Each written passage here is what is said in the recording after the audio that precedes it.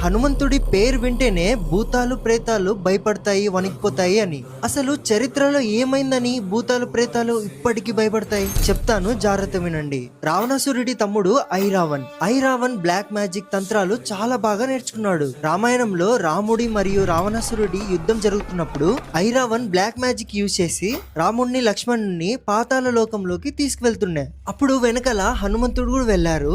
ఐరావన్ని హనుమంతుడు ఎంత కొడుతున్నా ఇక్కడ చనిపోతున్నాడు, మళ్ళీ అక్కడ బతుకుతున్నాడు. హనుమంతుడికి అర్థమైతుంది ఇదేదో బ్లాక్ మ్యాజిక్ జరుగుతుంది నాతో అని. అప్పుడు తెలుసుకుంటాడు హనుమంతుడు 5 దిక్కుల్లో ఉన్న దీపాలు ఒకేసారి ఆర్పితే ఐరావన్ని చంపచ్చు అని. కానీ 5 దిక్కుల్లో ఉన్న 5 దీపాలు ఒకేసారి ఎలా ఆర్పాలి? అప్పుడే హనుమంతుడు రౌద్ర రూపాన్ని ధరిస్తారు, పంచముఖి హనుమాన్. ఆ రూపంతో 5 దిక్కుల్లో ఉన్న 5 దీపాలని ఒకేసారి ఆర్పి ఐరావన్ని చంపుతారు. ఆ రూపాన్ని చూసి 3 లోకాలే భయపడిపోతాయి. ఇంకా ప్రేతాలు, దయ్యాలు. మీరు వినింటారు హనుమంతుడి పేరు